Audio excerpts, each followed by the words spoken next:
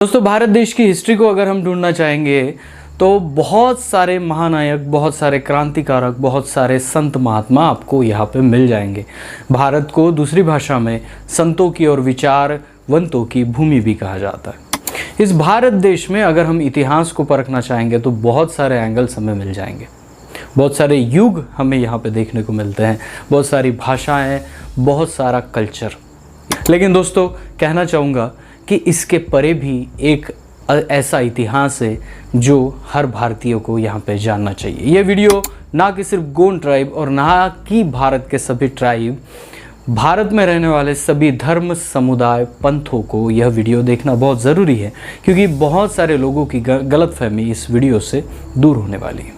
आज के दौर में भारत देश को अगर हम देखते हैं तो बहुत यहाँ पे कन्फ्यूज़न भरा पड़ा है, और जो हमारे युवा हैं जो बहके जा रहे हैं उनके लिए आज का वीडियो बहुत इंफॉर्मेटिव होने वाला है। हालांकि वीडियो बड़ा होगा, लेकिन जिस इन्फॉर्मेशन को आपके सामने मैं लाया हूँ वो आश्चर्यकारक है। दोस्तों, भारत का इतिहास ऐसे अनगिनत घटनाओं से भरा पड़ा है कि आप पूरी ज़िंदगी इसको पढ़ना चाहेंगे फिर भी आपकी पूरी ज़िंदगी कम मालूम होगी। ऐसे बड़े इतिहास को अगर समझना है तो हमें तीक्ष्ण बुद्धि से लेकर तर्क बुद्धि भी हमारे पास होना बेहद ज़रूरी है। लेकिन इस इतिहास को अगर आप समझना चाहते हैं तो एक बात ज़रूर समझनी चाहिए। आप किसी भी फील्ड के लोग हो, आप किसी जात पंथ समुदाय के हो, आप SC ST OBC या अन्य किसी धर्म से आते हो, हिंदू मुस्लिम सिख ईसाई किसी भी धर्म से आते हो, फिर भी ये वीडियो आप सबके लिए है। क्योंकि दोस्तों, ये वीडियो इसके लिए नहीं बनाया जा रहा है कि किसी धर्म पंथ समुदाय की जानकारी दे, इसलिए बनाया जा रहा है कि एक युग था जिस युग को पलट दिया, वो इतिहास आप सबको पता होना चाहिए। जी हाँ दोस्तों, मैं बात कर रहा हूँ भारत रत्न, विश्व रत्न डॉक्टर बाबा साहेब आम्बेडकर की। जी हाँ दोस्तों, जैसे मैंने ये नाम सुना बहुत लोग वीडियो को छोड़ने वाले होंगे, लेकिन सबको ये बताना चाहूँगा, बाबा साहब को जो आपने बांटा है वो एक्चुअली सरासर गलत है। जब बाबा साहब जी की किसी शहर में रैली निकलती है तो हम लोग जो कॉमन लोग हैं वो रैली को ऐसे निहारते हैं जैसे कुछ अलग हो रहा है और उसमें हम शामिल नहीं होना चाहते। बहुत सारे लोगों की ये थिंकिंग है, और वो उसी नज़रे से बाबा साहब की जो जयंती आती है, पुण्यतिथि आती है, उस प्रोग्राम को, उस माहौल को देखते हैं और ये समझते हैं चलो चलो चलो हो गया है। आप ये नहीं समझ रहे हैं कि हम लोगों ने महापुरुषों को बांट दिया है एक दूसरे में। जिन आदर्शों को मैंने पकड़ा है, मैंने आज तक उनको मैं फॉलो कर रहा हूँ। छत्रपति शिवाजी महाराज, सावित्रीबाई फुले, महात्मा ज्योतिराव फुले, पेरियार स्वामी, डॉक्टर बाबा साहेब अम्बेडकर, ऐसे लोगों को मैंने फॉलो किया है, और इन लोगों को अलग अलग क्षेत्रों में बांटा जा रहा है। एक्चुअली बात उस कम्युनिटी की नहीं है, बात है यहाँ के रहने वाले कॉमन आदमी की। जो कॉमन आदमी आज एक दुकान पर जाकर एक चीज़ खरीद रहा है और दुकानदार से बहसबाजी कर रहा है कि मैं इतने पैसे दूंगा, इतने लूँगा, तो ये अधिकार आपको दिया किसने? जिस अधिकार की बात आप कर रहे हैं, कुछ गलत हो जाता है तो आप पुलिस स्टेशन या हाई कोर्ट तक चले जाते हैं, सुप्रीम कोर्ट तक चले जाते हैं। ये अधिकार आया कहाँ से? आप अगर यहाँ पे खुली सांस ले रहे हैं, खुद जो चाहे मन चाहा कर रहे हैं, तो ये अधिकार दिया किसने? और इस अधिकार देने वाले के बारे में यह वीडियो है। जी हाँ दोस्तों, अगर इस वीडियो में मैं डॉक्टर बाबा साहब आम्बेडकर के छोटे बचपन से लेकर लास्ट तक उनकी जीवनी सुनाऊं तो मैं ये कहूँगा कि 4-5 घंटे का या 4-5 दिन का सेशन बनेगा।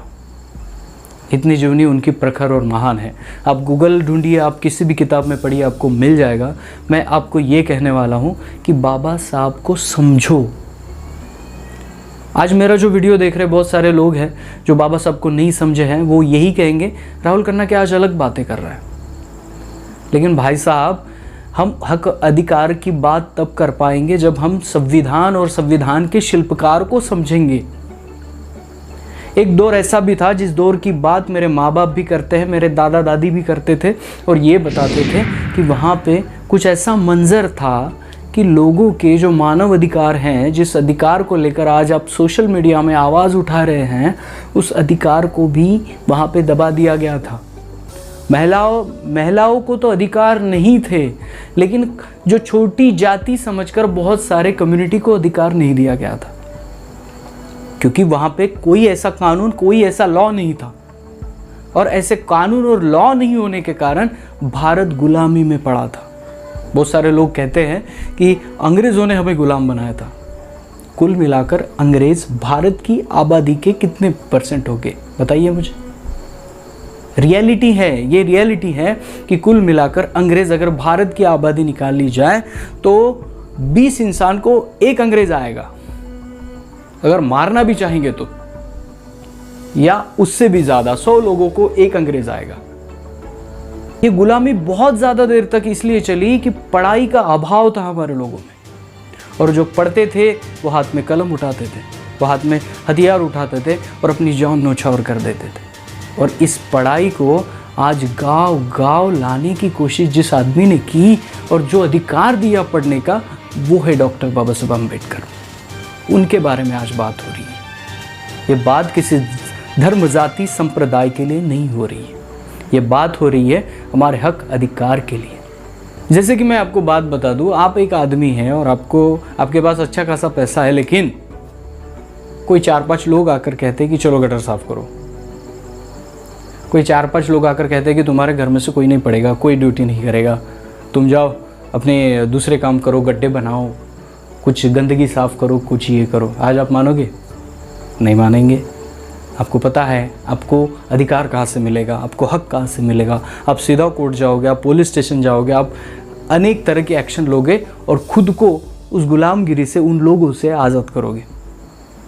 ये जो अधिकार आज आए हैं ना, ये संविधान की वजह से।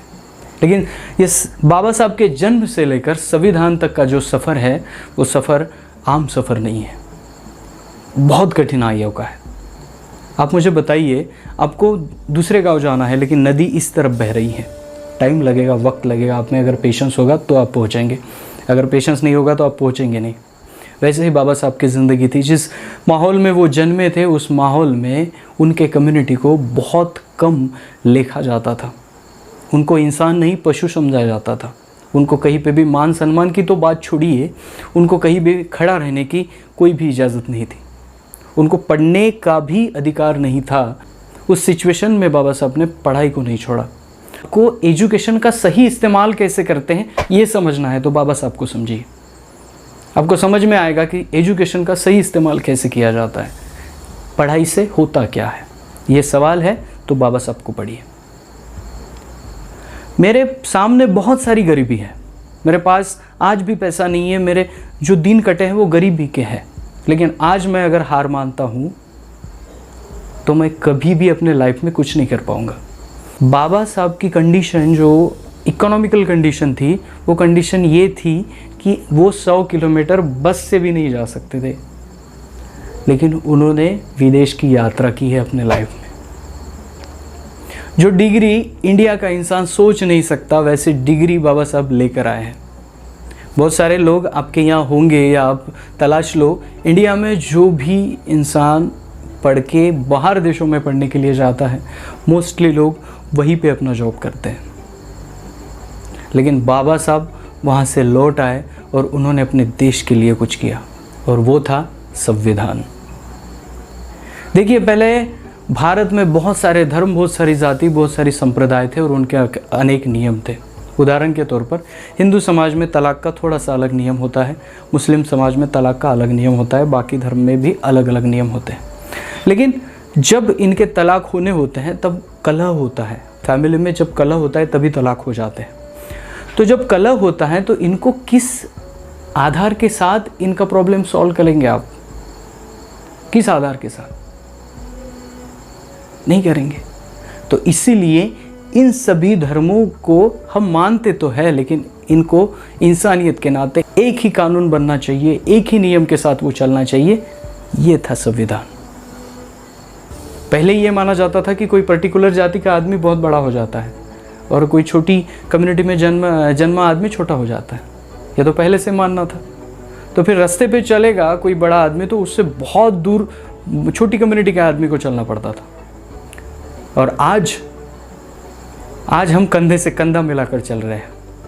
ये देन है बाबा साहब की। भारत में संविधान जब बनने लगा था तो बहुत सारी मुश्किलें बाबा साहब को आई थी। अगर नहीं आपको पता है, वेब सीरीज़ वगैरह आप चेक कर दीजिए, आपको बहुत सारा मटेरियल मिल जाएगा बाबा साहब के बारे में। बहुत सारी कुछ चीज़ें हैं जिसको आप पढ़ सकते हैं। उनको बहुत तकलीफ़ आई थी, बहुत तकलीफ़ सहते हुए भी उन्होंने ये कहा था कि मैं सभी धर्म पंथ समुदाय के लोगों को इंसानियत के नाते एक कानून बनाना चाहता हूँ जिसके नाते सब लोग जिएंगे। आज आपके घर के बाजू में कोई डीजे बजा रहा है और आपको तकलीफ़ हो रही है तो आपका अधिकार है कि आप पुलिस को फ़ोन लगा सकते हैं और बता सकते हैं कि मुझे स्टडी में डिस्टर्ब हो रहा है। ये अधिकार भी बाबा साहब ने दिया है। बाबा साहब ने ये जाना कि इंसान तो सभी है, सभी माँ की कोख में 9 महीने रहकर आते हैं, कोई 12 महीने वाला तो होता नहीं है। तो इनके बाहर अगर हम दुनिया में देखेंगे तो ये नियम कौन से है कि एक आदमी श्रेष्ठ हो जाता है और दूसरा आदमी कनिष्ठ। प्रकृति के तो विपरीत है। एक आम का पेड़ आज अगर आप जाएंगे तो आपको भी छाव देगा और बड़े एमएलए को भी देगा ही। आपको फल देता है तो एमएलए को भी देता है। इसका मतलब ये है कि प्रकृति किसी में भेदभाव नहीं करती। बाबा साहब ने भी इसी नियम को सामने रखा। मानव अधिकार की बातें बाबा साहब ने बड़े बड़े मंचों पे डाली। कहते हैं कि किसी सक्सेसफुल आदमी के पीछे किसी औरत का हाथ होता है। वैसे बाबा साहब के साथ खड़ी रही रमाई। रमाई की लाइफ अगर आप पढ़ना चाहते हैं, सुनना चाहते हैं, तो मेरे ख्याल से आपको रमाई के बारे में जो लिखी किताबें हैं उनको पढ़ना पड़ेगा और वहाँ पे आप जान सकेंगे जब बाबा साहब इस समाज के लिए कुछ कमा रहे थे, कुछ पढ़ रहे थे, कुछ समझ रहे थे, तब रमाई बहुत बड़े गरीबी के दौर से गुज़र रही थी, जिसे हम भूखापन कहेंगे। वो रमाई के ज़िंदगी में आया था, लेकिन रमाई ने एक भी शब्द बाबा साहब को ये नहीं बताया कि वो कौन सी परिस्थिति में झेल रही है। बच्चे और रमाई, इन लोगों ने बाबा साहब का हौसला बढ़ाया और बाबा साहब इस मुकाम तक पहुँचे। ये तो सीरियलों में, किताबों में किस्से तो सुने होंगे कि कोई एक आदमी जन्म लेता है और बाकी युगों को पलट देता है। तो एक्चुअली बाबा साहब अम्बेडकर एक ऐसे व्यक्ति है हमारे लिए जिन लोगों ने इतिहास की धारा को बदल दिया, हमारे सोच को बदला है, हमारे हक और अधिकारों को बदला है। और आज जो हम जिंदा सांस ले रहे हैं, आज जो हम फील कर रहे हैं, ये सभी बाबा साहब की देन है। कोई ये सोचता है कि SC ST OBC को आरक्षण बाबा साहब ने दिया और बाकी लोगों को कुछ नहीं दिया। अरे बाबा, आज आप अगर खुद की ज़मीन भी खरीद रहे हो, आज आप खुद का बिजनेस भी बना रहे हो, आज आप खुद की आवाज़ भी उठा रहे हो और आज आप खुद बड़े भी बन रहे हो, ये भी बाबा साहब की देन है। सिर्फ आरक्षण नहीं है। आरक्षण उन कम्युनिटी को दिया गया एक अधिकार है जिन कम्युनिटी को कभी लोगों ने सामने खड़ा नहीं किया। आरक्षण यानी भीख और खैरात नहीं है। जो कम पढ़े लिखे हैं, जिनको नहीं समझता है, वो लोग इन बातों पे झगड़ा करते हैं। लेकिन आरक्षण अगर गलत होता तो शासन और हमारी न्याय प्रणाली उसको कब का बंद कर देती। आरक्षण भीख या खैरात नहीं होता। जिनको आरक्षण है उनको लाखों रुपए के बॉक्स घर में नहीं पहुंचते। उनको एक अधिकार दिया गया है वो भी इस प्रशासन प्रणाली में आ सके। जिस कम्युनिटी को इन लोगों ने खड़ा नहीं किया था, आज वो कम्युनिटी अगर किसी पंचायत चुनाव में, किसी MLA के चुनाव में या किसी भारत देश के गणतांत्रिक चुनाव में खड़ा होता है तो ये अधिकार है यहाँ के संविधान का। अगर कोई छोटी कम्युनिटी का बच्चा कुछ पास कर विदेशों में जाके पढ़ रहा है, कुछ पास कर क्लास 1 की पोस्ट ले रहा है, कलेक्टर बन रहा है, IAS बन रहा है, तो ये भी अधिकार है संविधान का। तो इसलिए आरक्षण की बातों पे जो चर्चा करते हैं उनको पता ही नहीं है कि आरक्षण किस बारे में दिया जाता है।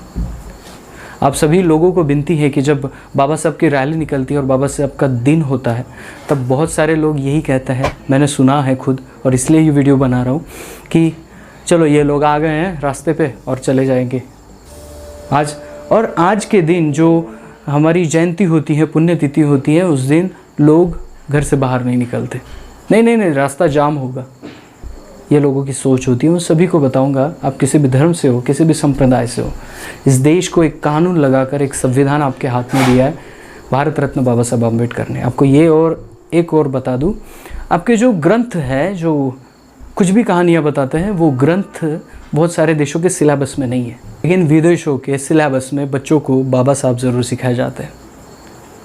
शायद ऐसा कोई एक देश होगा जिस देश के सिलेबस में बाबा साहब नहीं होंगे, लेकिन सभी देशों के सिलेबस में बाबा साहब को रखा गया है और उनकी स्ट्रगल लाइफ को बताया गया है। भारत के शिल्पकार उनको बताया गया है और ये इसलिए कि हमारे हक और अधिकार को रिटर्न ला रहा है।